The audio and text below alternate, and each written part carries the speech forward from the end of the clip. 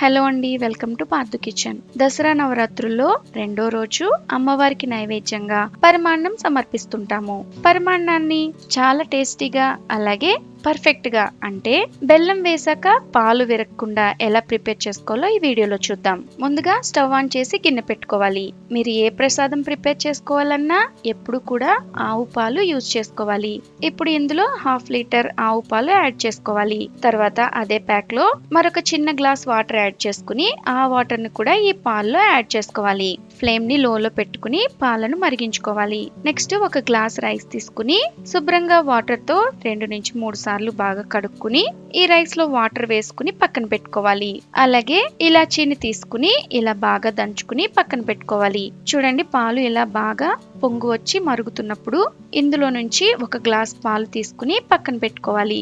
ఈ పాలు ఎప్పుడు యాడ్ చేయాలో నేను చూపిస్తాను. ఇప్పుడు పాలలో ముందుగా కడిగి పెట్టుకున్న రైస్ ని యాడ్ చేసుకోవాలి. ఇలా మరుగుతున్న పాలలో ఈ బియ్యాన్ని అస్సలు వాటర్ లేకుండా యాడ్ చేసుకోవాలి. ఇలా యాడ్ చేసుకుని ఒకసారి అంతా బాగా కలుపుకుని ఫ్లేమ్ ని మీడియం లో పెట్టుకుని ఉడికించుకోవాలి. రైస్ ఉడికేలోపు మనము బెల్లాన్ని ఇలా చిన్నగా తురుముకుని ఒక బౌల్ తీసుకుని బియ్యం మెజర్ చేసుకున్న గ్లాస్ తోనే 1.5 గ్లాసు బెల్లం కొలుచుకుని తీసుకోవాలి.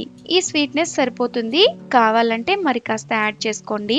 ఇలా 1.5 గ్లాస్ బెల్లం పొడి తీసుకుని ఇప్పుడు ఇందులో 1/2 గ్లాస్ వాటర్ యాడ్ చేసుకుని ఈ గిన్నెని స్టవ్ మీద పెట్టుకుని స్టవ్ ఆన్ చేసి లో ఫ్లేమ్ లో బెల్లం కరిగేలాగా మరిగించుకోవాలి. బెల్లం అంతా కరిగి ఇలా మరుగుతున్నప్పుడు స్టవ్ ఆఫ్ చేసుకుని ఈ బెల్లం వాటర్ ని చల్లారే వరకు పక్కన పెట్టుకోవాలి. ఇప్పుడు ఒకసారి రైస్ ని చూద్దాం. ఇలా ఒకసారి బాగా కలుపుకుని మరి కాసేపు ఉడికించుకోవాలి. చూసారు కదా, రైస్ లో ఆల్మోస్ట్ మిల్క్ క్వాంటిటీ తగ్గింది. ఇలా ఉన్నప్పుడు ముందుగా దంచి పక్కన పెట్టుకున్న ఇలాచీని వేసుకోవాలి. ఇప్పుడు ఇందులో పక్కకి తీసి పెట్టుకున్న ఒక గ్లాస్ పాలు యాడ్ చేసుకోవాలి. ఇలా యాడ్ చేసుకుని ఒకసారి అంతా బాగా కలుపుకుని ఫ్లేమ్ ని లోలో పెట్టుకుని అన్నాన్ని పాలల్లో బాగా ఉడికించుకోవాలి.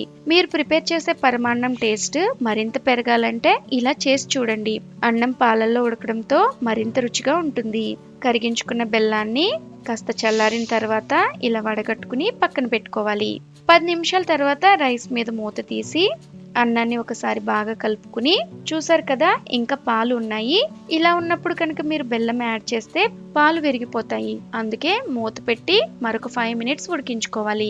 5 నిమిషాల తర్వాత మూత తీసి చూడండి, అన్నం ఇలా పాలలో బాగా ఉడికిన తర్వాత ఇప్పుడు ముందుగా రెడీ చేసుకున్న కరిగించుకున్న బెల్లాన్ని యాడ్ చేసుకుని ఒకసారి అంతా బాగా కలిసేలాగా కలుపుకుని స్టవ్ ఆఫ్ చేసుకుని గిన్నె మీద మూత పెట్టుకోవాలి.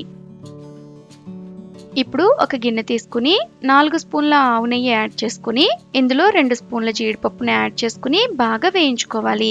ఇలా వేయించుకున్న జీడిపప్పుని రెడీ చేసుకున్న పరమాన్నంలో యాడ్ చేసుకుని ఒకసారి అంతా బాగా కలుపుకుంటే ఎంతో రుచిగా ఉండే పరమాన్నం రెడీ అయినట్లే. చూసారు కదా, పర్ఫెక్ట్ గా అలాగే చాలా టేస్టీగా పరమాన్నం ఎలా ప్రిపేర్ చేసుకోవాలో. ఇలా రెడీ చేసుకున్న పరమాన్నాన్ని కాస్త చల్లారిన తర్వాత అమ్మవారికి నైవేద్యంగా సమర్పించుకోవాలి. నెక్స్ట్ వీడియోలో 3వ రోజు అమ్మవారికి సమర్పించే నైవేద్యాన్ని పోస్ట్ చేస్తాను. మీ అందరికీ దసరా నవరాత్రి శుభాకాంక్షలు. Thank you for watching.